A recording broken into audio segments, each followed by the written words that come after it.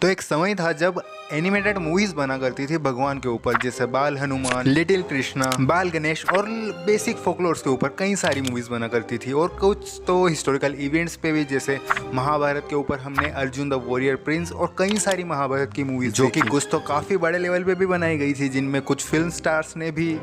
अपनी आवाज दी थी महाभारत के कैरेक्टर्स को, जहाँ पर वो इतनी अच्छी नहीं थी, लेकिन कुछ मूवीज बहुत ही जैसे बाल हनुमान और अर्जुन द वॉरियर प्रिंस, और कुछ 2D एनिमेटेड मूवीज जो कि गणेश जी के ऊपर बनी, जो कि उन मूवीज की फील, उन मूवीज की वाइब, उन मूवीज का एक्सपीरियंस बहुत ही वैल्यूएबल हुआ करता था। जहाँ बचपन में सुबह सुबह बारिश के टाइम में तुम उठे ही हो और वो मूवीज चलती थी टीवी पे, और उनका एक्सपीरियंस बहुत ही अच्छा हुआ करता था, जहाँ पर एक कोजी एनवायरनमेंट में उन मूवीज को देखकर बहुत ही अच्छी फील आती थी। और उन मूवीज को देखकर बहुत सारी चीजें फनी भी होती थी कि मैं और मेरे दोस्त कंपेयर करते थे कि मतलब कौन से भगवान ज़्यादा स्ट्रॉन्ग है, गणेश जी की बजरंग बली, और तेरे वाला कौन सा फेवरेट है, मेरे ये फेवरेट है, ये मतलब चलती थी। पर इस बात से पता चलता है कि उन मूवीज का इम्पैक्ट हुआ करता था हमारे ऊपर, क्योंकि कहीं ना कहीं हमारे भगवान हमारे कल्चर को लेकर इन मूवीज के थ्रू हमको बहुत ही अच्छा इंट्रोडक्शन मिला बचपन में, ताकि इन चीज़ों में हम इंटरेस्टेड हो सके और फिर आगे जाकर किसी को भी अगर डीप नॉलेज लेनी हो अपने कमिंग अप ईयर्स में while he is growing up, तो ये बहुत ही अच्छा इंट्रोडक्शन था। और ये मूवीज़ इम्पैक्ट डाली, जो कि मेरे ऊपर भी डाला था, जहाँ बजरंग बली की मूवीज़ देखना मुझे बहुत ही पसंद था और आज उनके साथ एक स्पेशल ही कनेक्शन है। तो कहीं ना कहीं इन मूवीज़ का इम्पैक्ट बहुत ही पॉजिटिव होता था और एनिमेशन क्वालिटी भी बहुत अच्छी हुआ करती थी इन मूवीज़ की, एटलीस्ट मेरे को बचपन में तो लगती है, जो कि जो ओवरऑल वाइब थी एक फोकलोर वाली, तुम कुछ इंटरेस्टिंग देख रहे हो, कुछ नया देख रहे हो, कुछ अदर वर्ल्ड ही देख रहे हो, साथ ही साथ अपने कल्चर के साथ भी जुड़े हुए हो,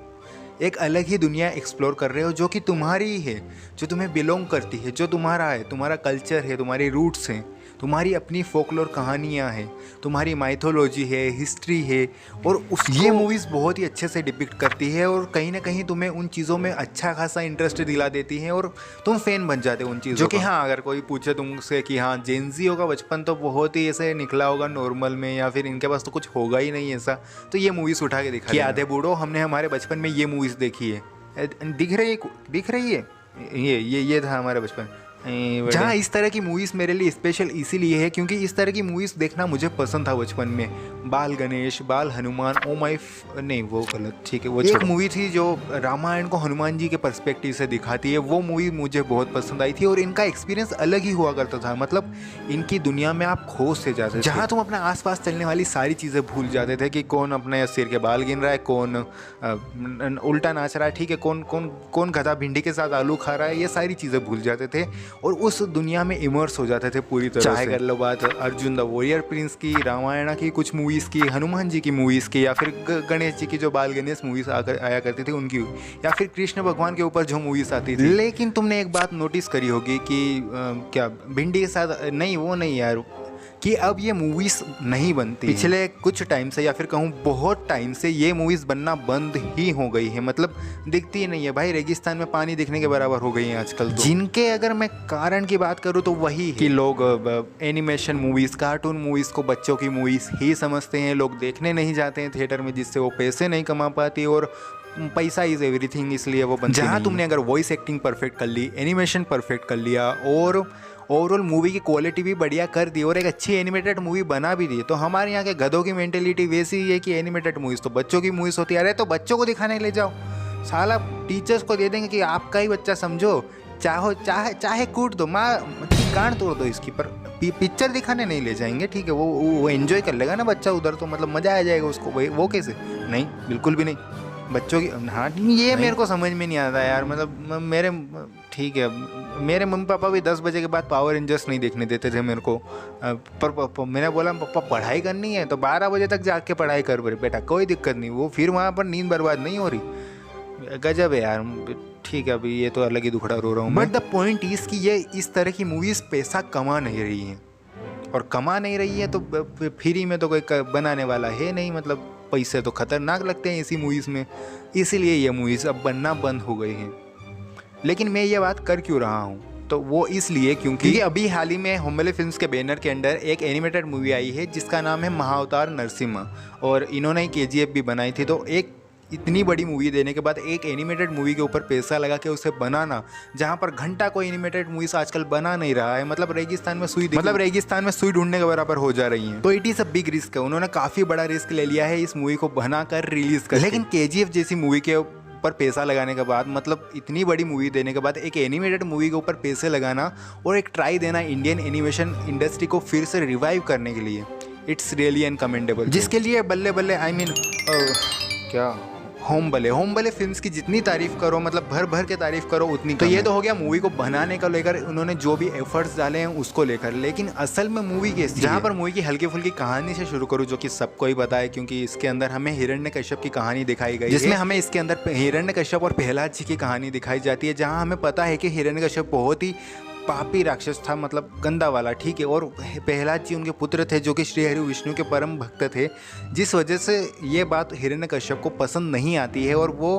बार बार प्रहलाद जी को मारने का प्रयास करता है और आखिर में आकर श्री हरि विष्णु के अवतार नरसिंह भगवान आकर प्रहलाद जी की रक्षा करते हैं और इसी को लेकर पूरी कहानी इस मूवी के अंदर बनाई गई है। और भाई ये मूवी इस कहानी के साथ 110% जस्टिस करती है, मतलब जो कन्विक्शन और जो क्राफ्ट हर एक सीन में हमें देखने को मिलता है वो बहुत ही ऐसा लगता है कि ये मूवी किसी ऐसे इंसान ने बनाई है जो इन चीज़ों को अच्छे से समझता है, जानता है और रिस्पेक्ट करता है, जो कि मूवी के अंदर बखूबी दिखता है, बहुत ही अच्छी तरीके से दिखता है। चाहे बात कर लो मूवी के शुरुआती सीन की, जहाँ पर हिरण्यकश्यप और हिरण्याक्ष की कहानी दिखाई जाती है, उनका इंट्रोडक्शन जिस तरह दिखाया जाता है, फिर हिरण्याक्ष और भगवान वराह की जिस तरह से पूरी फाइट होती है, वहाँ पर जो एनिमेशन और एक्शन में तो भाई ये लोग बोंकर्स गए हैं पूरी तरह। एक्शन इस मूवी का बहुत ही स्ट्रॉन्ग सूट है, जहाँ पर एनिमेशन भी पीक कर जाता है। फिर बात कर लो जितने भी सीन्स विष्णु भगवान के दिखाए गए हैं, ब्रह्मदेव के दिखाए गए हैं, या फिर जितने भी देवी देवताओं वाले सीन्स दिखाए गए हैं, उनका आना, उनकी बातें करना, और जितने भी इंटरगैलेक्टिक सीन्स दिखाए गए हैं जिसमें हमें अंतरिक्ष दिखाया जा रहा है, स्वर्ग लोक दिखाया जा रहा है, वहाँ पर एनिमेशन क्वालिटी बहुत ही अच्छा है। और ये हमें पता चलता है कि इन लोगों ने बजट डिवाइड किया है क्योंकि इतना बजट नहीं होता इनके पास जितना डिज्नी और पिक्सार के पास होता है, पूरी मूवी ही एक कंसिस्टेंट क्वालिटी पे बना सके। क्योंकि भाई एक तो पेरेंट्स लेके जाएंगे भी नहीं अपने बच्चों को मूवीज़ दिखाने और खुद भी देखने नहीं जाएंगे क्योंकि उनके लिए मूवीज़ बच्चों की ही होती है। तो ये लोग अगर उतना लगा दे और कमा ना पाए तो फिर it's not a good thing, ठीक है। ये शुरुआत है, अभी तो इन लोगों को बजट लो ही रखना पड़ेगा और इन्होंने जितना भी बजट मूवी का रखा है उसके अंदर जो क्वालिटी डिलीवर करी है वो बहुत ही अच्छी। जहाँ तुम्हें एनिमेशन के चलते मूवी के एक्सपीरियंस में कोई प्रॉब्लम नहीं होने वाली, क्योंकि इन्होंने जितने भी हाईलाइटेड सीन्स हैं मूवी के अंदर जहाँ पर तुम एनिमेशन या फिर मूवी के अंदर काफ़ी ज़्यादा इन्वेस्टेड होते हो, वहाँ पर एनिमेशन बहुत ही अच्छा रखा है, वहाँ पर फ्लॉलेस है, जो कि जितने मूवमेंट्स मैंने बताए वो तो है ही सही, लेकिन साथ ही साथ मूवी के एंड में जब नरसिंह भगवान की एंट्री होती है और उनकी फाइट होती है हिरण्यकश्यप के साथ में, वो सीन क्रेजी था, एपिक था, क्या बोलूं मैं, कोई शब्द नहीं है मेरे पास। वो सीन भाई बस भाई तुम कूदोगे अपने सीट पे, ठीक है, सीट उखाड़ के फेंक दोगे, बहुत ही बोंकर सीन था वो। चाहे तुम बात कर लो एनिमेशन क्वालिटी की, राइटिंग की, डायलॉग्स की, स्क्रीन प्ले की, हर एक मूवी मेकिंग एस्पेक्ट में मूवी वहाँ पर पीक कर जाती है। जहाँ मूवी के अंदर सारे कैरेक्टर्स को जिस तरह दिखाया गया है, भले ही बात कर लो हिरण्याक्ष की, गुरु शुक्राचार्य की, भगवानों की, प्रहलाद जी की, हर एक कैरेक्टर का कैरेक्टराइजेशन बहुत ही अच्छा पकड़ा है इन लोगों ने, बहुत ही सही पकड़ा, और हर एक कैरेक्टर के पोर्ट्रेयल को लेकर तुम्हें कोई प्रॉब्लम नहीं होगी, वो प्रॉपरली एक्यूरेट है, नहीं कि कोई आके बोल रहा है भुआ बगीचा जो भी तेरे बाप का कहाँ घूम रहा है, जो तेल मिट्टी, वो सब चीज़ें नहीं हैं यहाँ। और इस पूरी ही कहानी को जो हिरण्यकश्यप की और प्रहलाद जी की है उसको बहुत ही डिटेल में, बहुत ही अच्छे से दिखाया है, जहाँ पर हर एक एक्सपेक्ट को इस कहानी के डिटेल में टच किया गया है और बहुत ही एपिक प्रेजेंटेशन दी है पूरी कहानी को। जहाँ इस पूरे एपिक प्रेजेंटेशन को बहुत ही अच्छे से सपोर्ट करता है सेम CS का BGM, बंदा कहीं भी रुक ही नहीं रहा था, मतलब भाई पूरी 2 घंटे की मूवी में आदमी ने आराम ही नहीं किया। जहाँ काफी नॉर्मल सीन्स चल रहे हैं, जहाँ कन्वर्सेशन वाले सीन्स चल रहे हैं, वहाँ पर भी बैकग्राउंड म्यूजिक बहुत ही एक्साइटिंग बजा है, जो कि कुछ जगहों पर लाउड हो जाता है, but that's okay comparatively whole movie, क्योंकि वो बहुत ही अच्छे से एलिवेट कर देता है पूरी मूवी को। एंड कन्वर्सेशन वाले सीन्स में भी बैकग्राउंड म्यूजिक में काफ़ी ज़्यादा वेरिएशंस, एक ही तरह का म्यूजिक नहीं बजाया है पूरी मूवी के अंदर, काफ़ी डिफरेंट थीम्स है, काफ़ी डिफरेंट